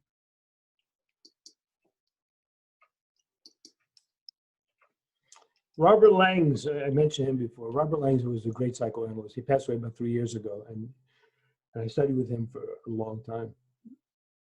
And one day he was giving a lecture in Italy about unconscious processing and dynamics and all. In two-part to respond to what you're asking. He said at one point, half in joke, half jesting, but half true, he said, look, he said, I'm a prophet. This is Robert Lang speaking, not me. He said, I'm a prophet. All the other prophets out there, they taught about love and eternal happiness and heaven and all. I said, I teach about death and unconscious dynamics. He said, I don't know why they want to stone me, and they loved all the other prophets. because he talked about this other side. But then somebody in the audience said, well, Dr. Lang, you teach so much wonderful stuff about how to understand unconscious dynamics. Where do you find a supervisor like this? No. He said, just be quiet and listen to your own communication. It's right there. If you learn to listen to the nature of the stories you talk about, you're going to find out what's really in your psyche. It's a different ear. So why did you tell a story about, you know what, my God, look at that poor cat. The poor cat's abandoned. It's on the street. Someone left that thing out to die out there. Oh my God. Or the beautiful story, the wait staff. Oh my God, I loved being with those people. I felt so attended to. Oh my God. When I was in Russia, Anastasia, she was so great. She took me to different places and it translated to me. Oh my God, you felt like $1 million, be cared for like that. Oh my God. The stories reveal what's in our psyche. But it takes for us to ask, what's the nature of that story? Now, the last part of this. You know, we say every picture tells a story. I've turned that one around. Every story has a picture. To realize that every archetypal and personal story has attendant images that go with it. So whatever images, emotions in our own life that are coming up, you ask yourself, I wonder what story these are associated to. The story of the cat that's abandoned and left in the winter to die and perish. Or the story about that great restaurant, or Anastasia showing me around Moscow with all that wonderful care and all. You know, it's coming from someplace. And remember, Jung said, for Freud, the dream was a railroad to the unconscious. He said, for Jung, he said, it's a complex that's a railroad. That thing that's making you a little wacky. Whether it's I can't get enough, I want to write, like I love writing this up in my presentation. I love the research. You know, you give me a couple of days to be free, I'm dangerous. I get every book out. That's on my shelf. So that passion, it's going to divine madness for that. That's one place, see where your psyche wants you to go. The other side is you want to hit your head against a brick wall. So what the hell's going on, Mick? Why can't I stop this? Why can't I break? It's making me nuts. Why do I do this thing? Why do I make these choices? Because they're not choices. They're not choices you make sometimes. It's the complex choosing for you. It's a possession choosing. So it deserves much more of an observing ego that observes and is interested in the metaphors and the stories to help you understand what story is being told by these events. So, how many more questions would you like? And thank you so much, Suzanne. Couple more, Michael? Yeah, sure. Okay, so Bill? The guy who took up the espresso. I'm good all day now. So. Well, and so Bill, William Bishop. Yeah. Okay, please. Here I am. I can't run across Michael without disturbing you at least one question. Can't hear me? It's all muted. You're kind of muted. I'm still muted? No, you are not muted. It's that your sound is not coming through. So if you will maybe come closer to the computer, and if not, yeah. Yeah, you can hear? Michael can't hear. And try it. It's William Bishop. Bill. Okay, Bill, I know Bill for many years. Try again, Bill. Can you hear me, Michael? Yeah, now it's better. Okay. All right. First, I love you. The number one. Number two is I can't go without crossing Michael's path without asking at least one disturbing question. So here's my question. I want to ask you if you agree with this. That when contents return, they also return with a method that's different than yours. Okay, again, so it's getting a little muffled. When content returns, what? It returns with a method that's different than your characteristic method. It So help me with returns the last a part of different that. method. The last one I'm not catching. It's different from, I got up to that point. Your habitual method. Got it, okay. That you believe the message to be, you mean? That you think it is? METHOD. A method. Yeah, it has a different way of doing things. Can you give me a little picture, Bill? I mean, I love to respond. I want to make sure I understand your question to respond. Let's see. Would it help if I typed it? No. I'm hearing you. We hear you. Okay, but can you give it a little piece of what? Say a little differently. Give me a little example of what you mean. I once picked up my nephew, right, and gave him like the good uncle talk. And by the time I got him to my house, he was in a major depression, right? So I went to sleep that night with the idea that my dream would tell me how to relate to him. And when I woke up, I had a completely different way of relating to him. I realized he knows everything about right and wrong. He didn't need my lecture. He needed somebody to be on his side while he practiced that in the real world. Got it. So it changed my method. You see what I mean? I got it. Yeah. I'm going to mute you now, Bill. Thank you. Yeah, it's great. Look, I think it's easy for a lot of the clinicians to have hubris, you know, that we buy the package, we know what to do, whatever. And I mean, you know, Jung always said, I don't agree with this part, but Jung said you should never really have any prior conceptions about a case, whatever, let it all evolve new. And partially that's true. But there are times that things happen, especially perturbation in treatment, but especially when something kind of goes wrong, whatever. You realize psyche is moving in a really strange way, like a trickster figure, to shake the therapist up in their approach. And I've seen this on numerous occasions, that the way I was treating somebody was really off. And I can't think of an example right now, but it's a great observation. Yeah. Remember, look, I think one way to talk about it theoretically is that there's a diphasic nature to the unconscious, right?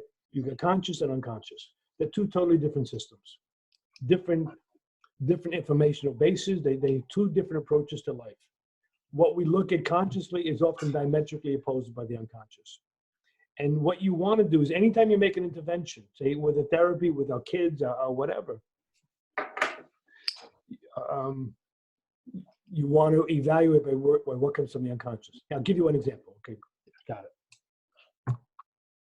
Years ago, when my son was about 15 years old, 14, 15 years old, we got into a real razz.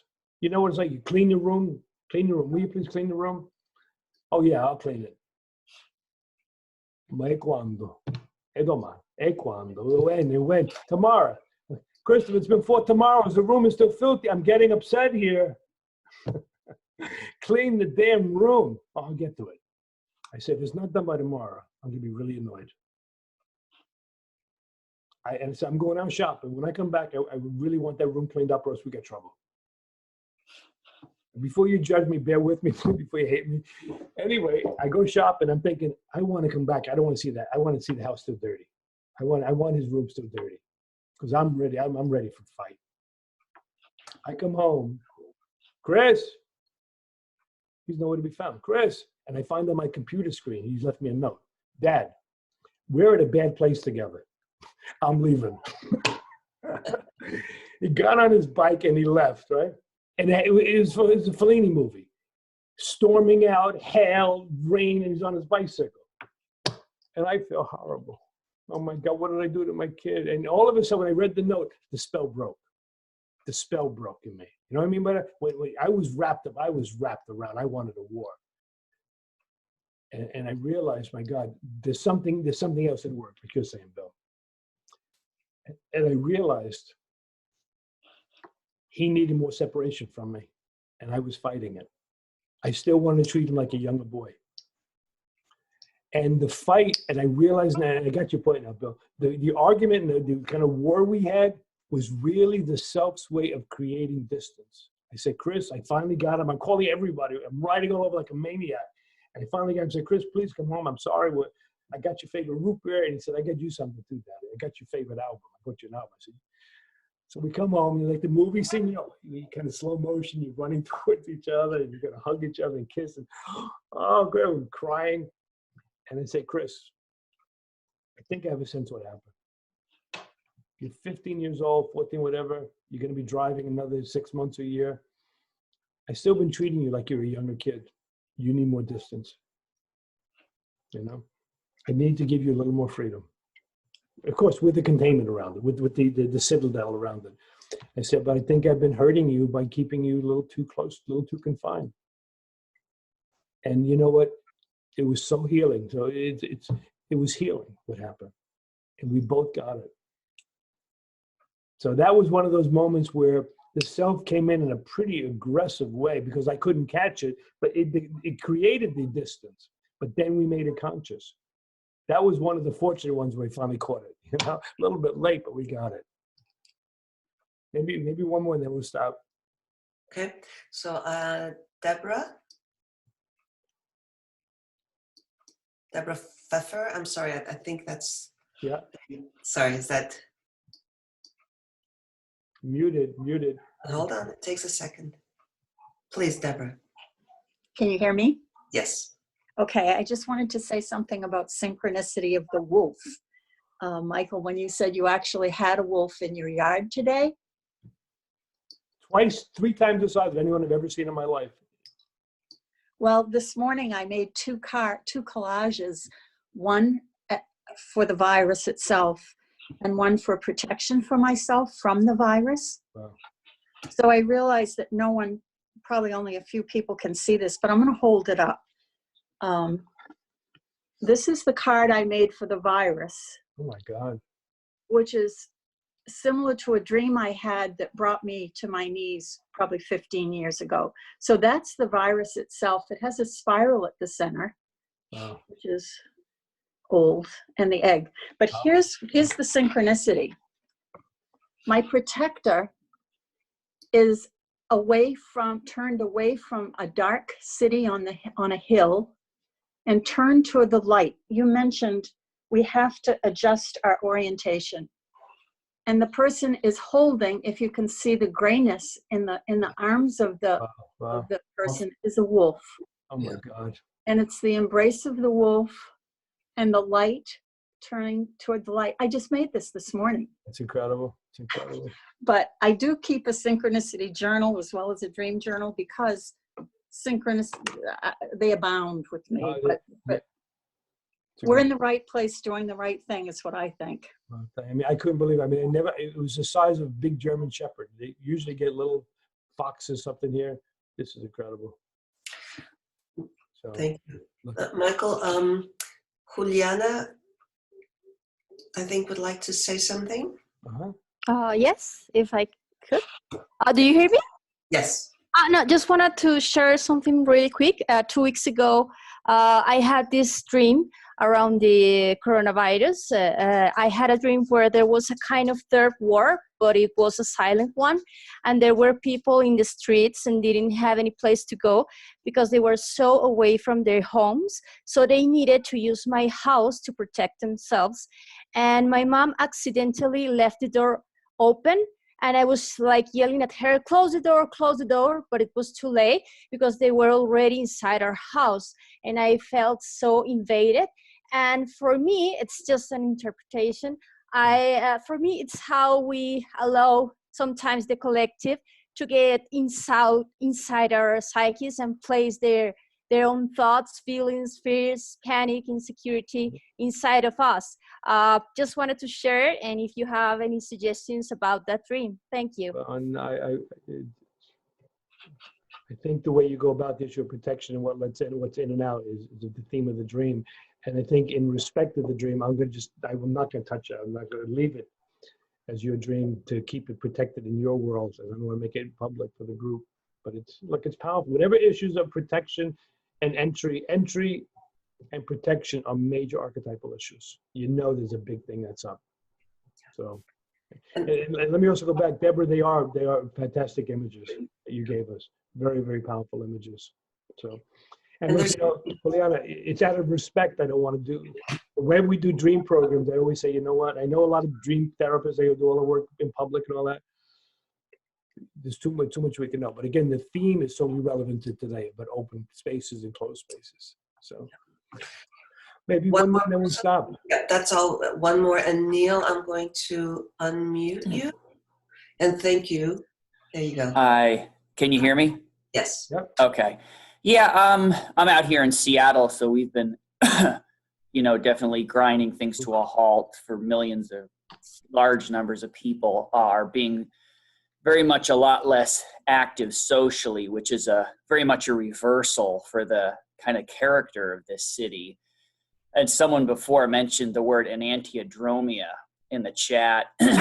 So it seems like we're experienced, as a lot of people around the world are, a kind of reversal of libido or energy. And I was wondering, in that case where mass cultures or large groups of people become redirected, where there is that enantiodromia, and it's one that directs the individuals towards obviously much more confinement, isolation, and even compression.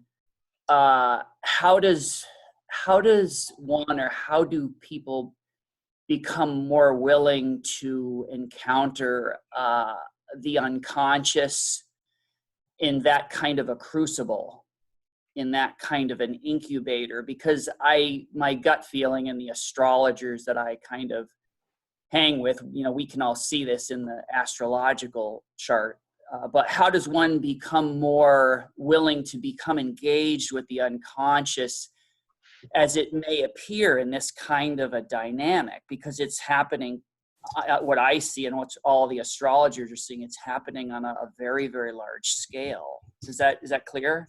Yeah, it's powerful. Okay, let me begin with the clinical situation first, okay? Often in the beginning of analysis, a patient will have a dream.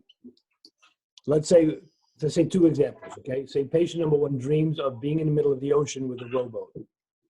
Number two, they're in the middle of the ocean with an ocean liner. Not today, because ocean liners and the virus, it's not a good thing to be, but just imagine different times. In the first one, with somebody in a rowboat or a little boat in the middle of the ocean, really way out in the middle, you say that they don't have enough of a psychological structure to handle unconscious dynamics. The ego is too frail. So the work of the therapy would be to build up the ego at that point. The other one is we're ready to go. It's an ocean liner. It's big. It's good. It's going to be able to handle the waves and all this stuff. It's made for the big waters. So if we have the second one, then you already begin to have your orientation that this will be an experience, whether it's analysis or whomever you're working with, that we can access the contents. Okay. Now, the next level. What are the contents? See, that's a lot of the work I'm interested in. It's a whole other part of this talk. What are these contents?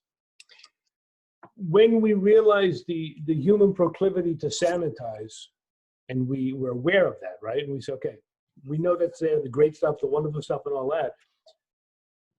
Where's the shadow stuff?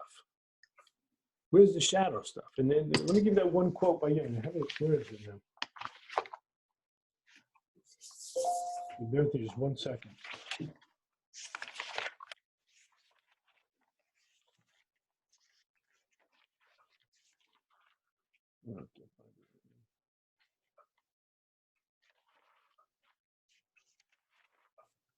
Okay, fine. Anyway, where Jung says, I wrote in the description for this talk, that the contents have been just exploding from the unconscious, the eruptions, okay?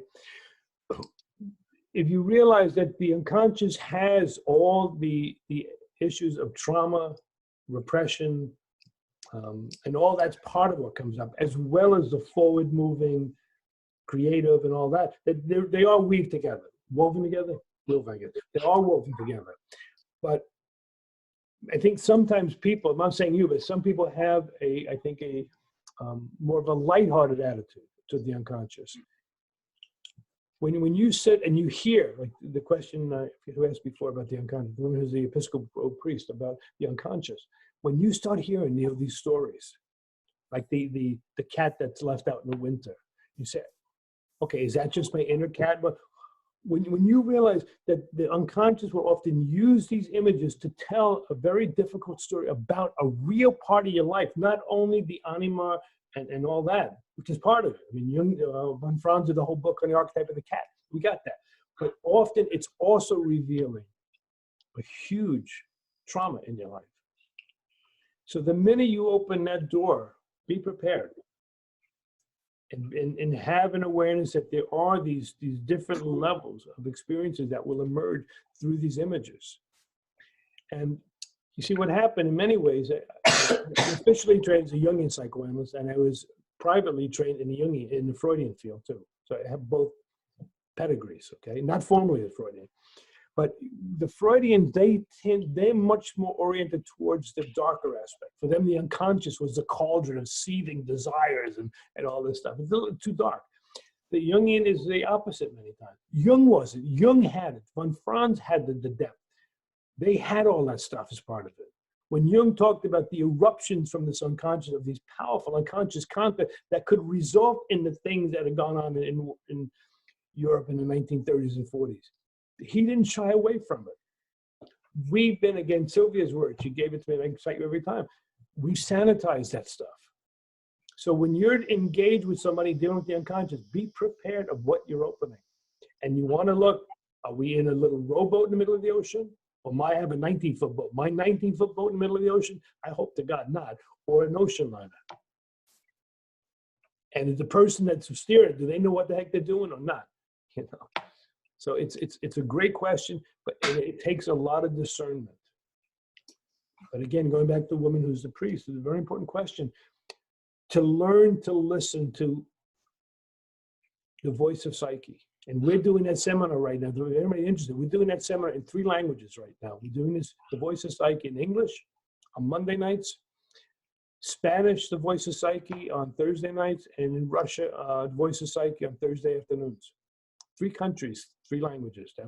It's all about learning to listen to that voice. How do you understand what it's saying? Understand a term called psychic representation, which is huge. How does psyche represent a wonderful initiative? Oh my God, paved with gold, right? We know some things like that, right? When you're involved in something, it looks fantastic, a wonderful prospect. You'll go after that. Or ones they say, man, that's a road paved to hell, man. It's not a good one for you. Get the heck out of there right now. It's not good for you. And you learn that there are images that capture the benevolent and the forward-moving and the regenerative. And there are images that begin to capture we're back where we were a long time ago, man. We're not learning. You can learn from repetition, but do you really want to reinvest so much in that one?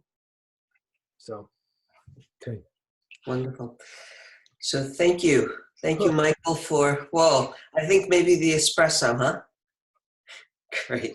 And just for those of you who are still on, thank you for your heartfelt engagement and participation, and know that the recording is going to be on the Assisi website. I think that Butch has put it on the chat bar before, but go back to it. It probably won't be on there until Monday, and then feel free to share it. It'll also be on the Assisi Facebook page and the student page. And I think on behalf of the entire board of directors again, and Michael, please, thank you so much and stay well. And do contact the Institute. If you're interested in some of the work we have with the programs and all that. I mean, I don't want to talk about all that because it's not the nature of this today, but there's a lot of things we're doing with training programs. So do contact us. Thank you so much. Gracias a todos. Thank you. And das vidanya, that's in Russian, it says.